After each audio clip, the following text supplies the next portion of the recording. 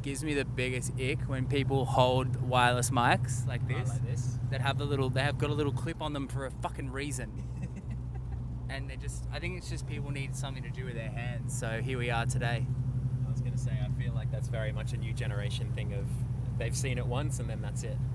Like, fair play if you like clip it onto something funny like a wooden spoon or a vinyl record, but just like pinching it, it's just so they can do this. I'm here with Jimmy Horn in a 67 Mustang convertible in the Lake District, baby. Living the dream. What day is this today? This is day 6. Almost a week of doing a video every day. And what have been some takeaways thus far?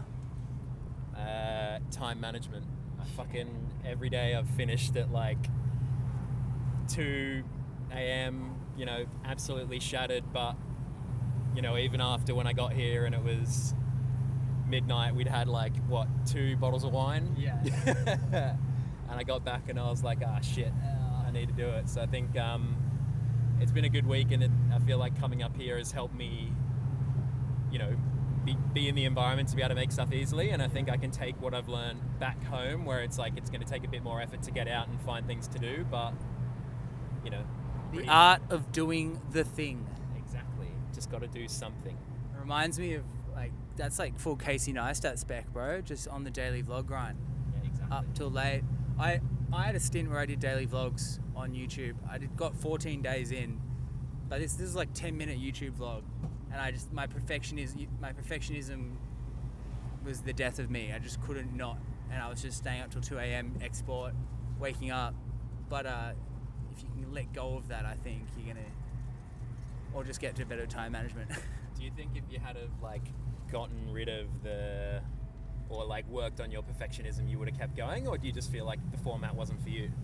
Yeah, I think the format wasn't for me, and in my mind I just couldn't justify compromising on quality or my intention just for the sake of getting something out. Yeah. And you definitely could have compromised on quality, but I don't think I would have enjoyed it as much or enjoyed the output as much. But do you want to maybe just give a bit of context as to who and what? Hey you guys. Are and, what you do? So I'm Sam Evans, and this and I actually went to high school together just over 10 years ago now. Holy shit. Makes me sound it's over old. 10 years ago. It's like 12 years ago wild. now. Yeah. That's so wild. But I'm a filmmaker, director, photographer, and kind of work in the automotive, travel, lifestyle space, and find myself up in the Lake District at the moment on a little bit of a side quest.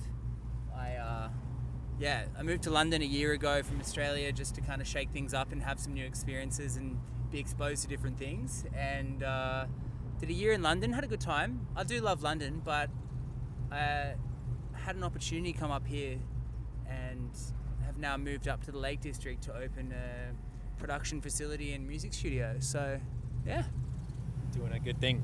Mate, I'm doing my own thing, but to be honest, it's been inspiring watching you, bro. And I think one thing that's inspired me watching you do this little series is you've just had your 50mm, you're with the anamorphic fitting on it, and you go out at the start of the day with a bit of intention on what you want to get, and it's cool to see you just kind of stick in that box. I find myself constantly, I'll get this, I'll get that, I'll get this, and then it's how do I then tie that story together? It's been a nice reminder, and just simplicity is bliss in a way, Yeah. Which I think is I guess probably why I don't change that lens too much, because I find that I used to get kind of, when you're on a job and you're actually being paid to do it, you have to be thinking like that. Yeah. But when it's your own thing, because when you try and apply that mentality to yourself, it feels so different. Yeah. And then it becomes overcomplicated, and you almost just don't do it because it's that just feels like work. Yeah. Whereas you get a dicky lens that is the most ridiculous thing ever, but it's fun, and the look is different as well. Yeah. No one really, So cool. I don't see it around. Everyone's kind of getting anamorphic lenses, and because they're far more accessible than what they used to be. But I feel like this one still has character, and it might be out of focus half the time, but I feel like that's kind of just a part of it, is just making it work. Yeah, I feel like so often you can like you get all the kit, all the lenses, all the gadgets, frame rates, and then you just get like paralysis by analysis because you just got like, oh, well, I could shoot this. Oh, but this would be better, and you end up getting less quality rather than just being intentional and actually opening your eyes. And you know, even just having a fixed lens is just such a nice thing, you know, because you move your legs to get the right shot rather than just punching in or widening it up. So. Yeah, oh my god, this is just stunning. We've just got up this morning, we had a nice little sunset yesterday. Straight up into the Lake District before the crowds arrived and ripped it up Kirkston Pass. And we're catching the crowds. Absolute stunning scenes. I honestly, we were saying yesterday, like, you don't coming from Australia, my perception of London or like the UK was just London and just like expansive meadows. I never would have thought that it had lakes and mountains and slate and all these beautiful landscapes. It's been sick. It's been a good bit of discovery, I reckon. It's like, you know, even when we took the Defender up that first night, and then, you know, the range out yesterday, like, I feel like I've seen so much more of here and been like, oh yeah, like, need to make the most of this area. You might have spoken about it in the bath the other day. I haven't seen that video, but it's also been quite inspiring seeing you take this series on. Tell me a little bit about what brought this on and why you're kind of pushing yourself to do this, because it's not easy. Yeah. I mean, I think it was like, you might have touched on it a little bit earlier of like just doing the thing.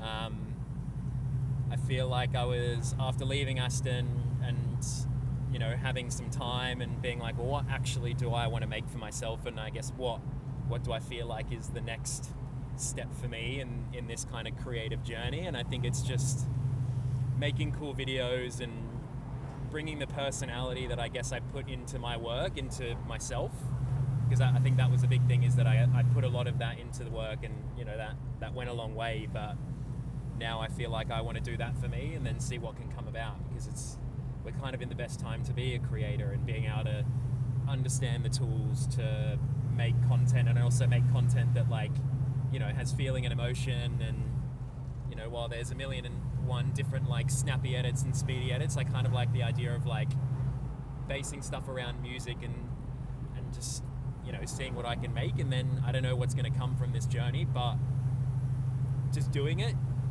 you discover it and it helps you hone in, and otherwise you just kind of sit there going over it over and over again. Yeah. And I felt like I was starting to do that, so I was like, you know what, I just need to do it. And in fairness, my older brother, he was like, all right, I'm just going to build you a web page, and you just have to fill out every day your video has to go in its slot.